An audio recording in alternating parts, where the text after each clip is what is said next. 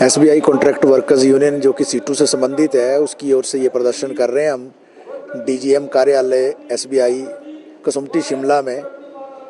ये धरना इसलिए हो रहा है क्योंकि पिछले दिनों हिमाचल प्रदेश के एसबीआई की ब्रांचों में जितने भी कॉन्ट्रैक्ट वर्कर्स काम करते हैं तमाम के तमाम कॉन्ट्रैक्ट वर्कर्स को ट्रांसफ़र करने के आदेश यहाँ से डीजीएम ऑफिस से दिए गए हैं, जो कि अपने आप में पूरी तरह से गैरकानूनी है। गैरकानूनी इसलिए हैं क्योंकि एसबीआई का प्रबंधन इस तरीके के आदेश नहीं दे सकता है, क्योंकि एसबीआई के ये लोग कर्मचारी ही नहीं हैं।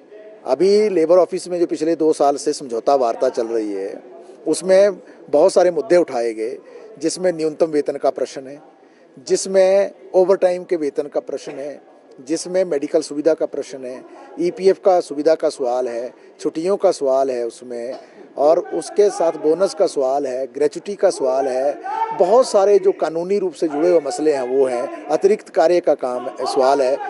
ये हाउस कीपिंग के लिए रखे गए थे लोग, लेकिन इनसे काम जो है दसियों तरह के करवाए जाते हैं। मैसेंजर का काम करते हैं, ये एटीएम का काम ये करेंगे, इसके साथ रजिस्टर बनाने का काम ये करते हैं, एपी बाई जेजे बाई का काम ये करते हैं, पानी पिलाने का काम इनको करना पड़ता है, खाना बनाने का काम करना पड़ता है, चाय बनाने का काम करना पड़ता है, बर्तन धोने का काम करना पड़ता है, पर्सनल काम भी करने पड़ते हैं और न जाने कितने काम।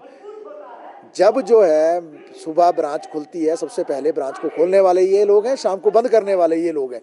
इतना ज़्यादा काम करवाने के बावजूद भी इनको जो न्यूनतम वेतन है उससे भी एक तरह से वंचित रखा जाता है, ओवरटाइम के वेतन से वंचित रखा जाता है, अतिरिक्त कार्य के अतिरिक्त वेतन से वंचित रखा जाता है।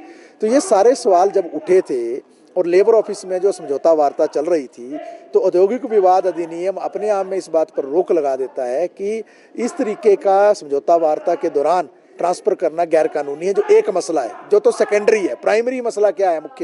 मुख्य मसला ये है कि जब एसबीआई स्वयं ही कहता है कि ये ठेकेदार के कर्मचारी है, तो एसबीआई कैसे ट्रांसफ़र कर सकता है? ये ठेका मजदूर अधिनियम जो 1970 उसका भी उल्लंघन है, ये 1946 का जो मॉडल स्टैंडिंग ऑर्डर्स का जो कानून है उसका भी उल्लंघन है। तो ये अपने आप में ये गैरकानूनी कार्रवाई है और लोगों को प्रताड़ित किया जा रहा है। आप 12,000 रुपये वेतन देकर जो लोगों को तंग करना चाहते हैं। आप हिमाचल जो है इसकी टोपोग्राफी देखिए, आप भूगोल देखिए हिमाचल का ज़्यादातर इलाका पहाड़ी है।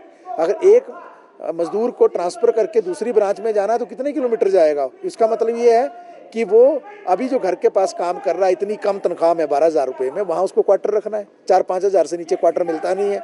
अलग से एक चूल्हा वहाँ चलेगा घर के सिवाय, वहाँ खाना खर्चे का कितना बोझ उस पर पड़ जाएगा।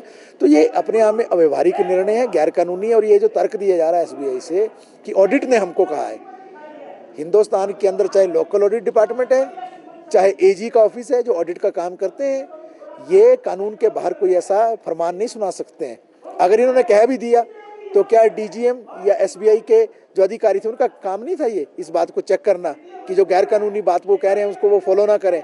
लेकिन ये सब कुछ किया जा रहा है और हम इसलिए यहाँ आए हैं कि जब तक जो इनके ट्रांसफरों को रद्द नहीं किया जाता है और जो समझौता वार्ता चल रही है लेबर ऑफिस में उस पर जो है मुकम्मल कोई निर्णय नहीं आता है, तब तक हम इस आंदोलन से पीछे नहीं हटेंगे। मैं एक बात बता दूं, 2015 में और 2018 में भी समझौते हुए थे यहाँ, जिसमें लेबर ऑफिस के अधिकारी थे, जिसमें यूनियन के पदाधिकारी थे, जिसमें एसबीआई के प्रबंधन था, जिसमें ठेकेदार थे।